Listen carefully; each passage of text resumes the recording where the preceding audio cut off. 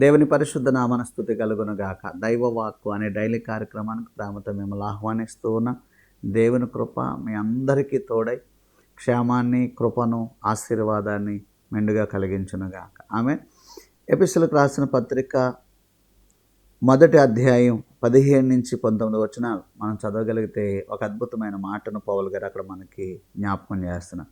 మరియు మీ మనోనేత్రములు వెలిగింపబడినందున ఆయన మిమ్మల్ని పిలిచిన పిలుపు వలనైన నిరీక్షణ ఎట్టిదో, పరిశుద్ధలో ఆయన స్వాత్యం యొక్క మైశ్వర్యం ఎట్టిదో, ఆయన క్రీస్తునందు వినియోగపరిచిన బలాతిశయమును బట్టి విశ్వసించు మన యందు ఆయన చూపుచున్న తన శక్తి యొక్క అపరిమితమైన మహత్యం ఎట్టిదో మీరు తెలుసుకొనవలెనని మన ప్రభువైన యేసుక్రీస్తు యొక్క దేవుడైన మహిమ స్వరూపి యొక్క తండ్రి తన్ను తెలుసుకొనుట యందు మీకు జ్ఞానమును ప్రత్యక్షతను గల మనస్సు అనుగ్రహించినట్లు నేను నా ప్రార్థనల యందు మిమ్మల్ని గూర్చి విజ్ఞాపన చేయుచున్నాను. దేవుని స్తోత్రం కలుగునగాక.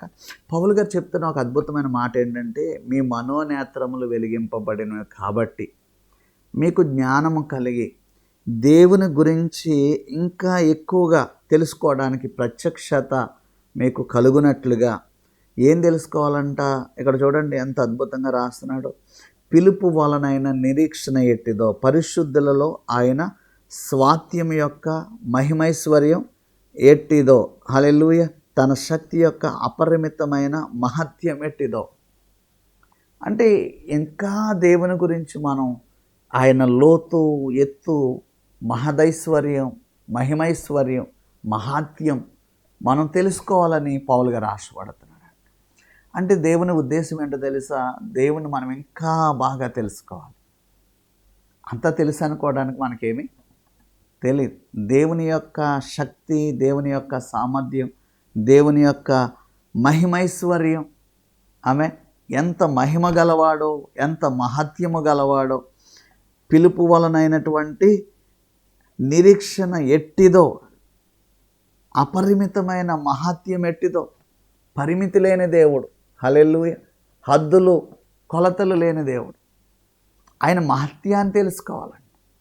దానికి మన మనోనేత్రములు వెలిగింపబడాలి. దేవుడు అట్టి జ్ఞానం మనకి ఇవ్వాలని పౌలు గారు ప్రార్థన చేస్తున్నారట. మనం కూడా ప్రార్థన చేయాలండి. దేనికోసం అంటే, దేవా నిన్ను గూర్చి నేను ఇంకా బాగా తెలుసుకునే జ్ఞానమే తండ్రి. నీ మహదైశ్వర్యాన్ని, మహత్యాన్ని, అపరిమితమైన శక్తిని అయ్యా నేను తెలుసుకోవాలి. నీ గురించి ఇంకా నేను తెలుసుకున్నట్లుగా నా మనోనేత్రాలు ఇంకా వెలిగించు ప్రభువా. చాలామంది అన్నీ తెలుసు అన్నట్టు ఫీల్ అయిపోతారండి. మొత్తం నాకే తెలిసినట్టు మాట్లాడేస్తారు. వారికి ఏమీ తెలియదు కనుక అలా మాట్లాడతారు. దేవుని గురించి నువ్వు ఎంత లోతుగా తెలుసుకున్నా ఇంకా తెలుసుకోవాలి. ఆయన అపరిమితమైన జ్ఞానం, అపరిమితమైన శక్తి, అపరిమితమైన మహత్యం, ఆమె ఎవరు కూడా దానికి పరిమితి ఏర్పాటు చేయలేరు అన్నమాట. అట్టి దేవుని యొక్క మహదైశ్వర్యాన్ని మనం ఎట్టిదో తెలుసుకోవాలని పౌలు గారు ప్రార్థన చేస్తున్నారట. దేవుని స్తోత్రం కలుగునగా. ఆయన జ్ఞానమును గురించి, ఆయన మహిమను గురించి, ఆయన యొక్క ఐశ్వర్యమును గురించి, ఆయన యొక్క శక్తిని గురించి దేవుడు మనకి నేర్పించునుగాక. అటు జ్ఞానం మనకు కలిగించునుగా.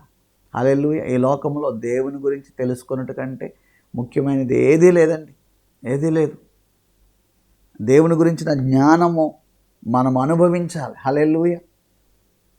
ఆగురు అంటాడు, పరిశుద్ధ దేవుని గురించిన జ్ఞానం నేను పొందలేదు, ఆయన ఎవరో, ఆయన కుమారుడు ఎవరో అంటాడు. మనకి అట్టి జ్ఞానాన్ని దేవుడు దయచేయనగా, అట్టి ఎదురుచూపును దేవుడు మనకు దయచేయను.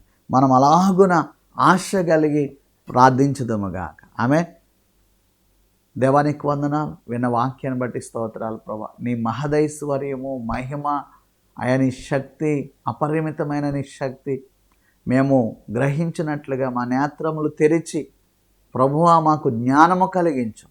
ఎందుకంటే నిన్ను గూర్చి తెలుసుకున్నట్టు కంటే గొప్ప భాగ్యం ఈ లోకంలో ఏముంది ప్రభు? అట్టి జ్ఞానము, వివేచన ఈ వాక్యం వినిచిన ప్రతి ఒక్కరికి కలిగించమని ప్రార్థన చేస్తాను. అట్టి దీవెనలతో నింపండి, అట్టి ఆశీర్వాదముతో నింపండి, నిన్ను గూర్చిన జ్ఞానముతో నింపండి.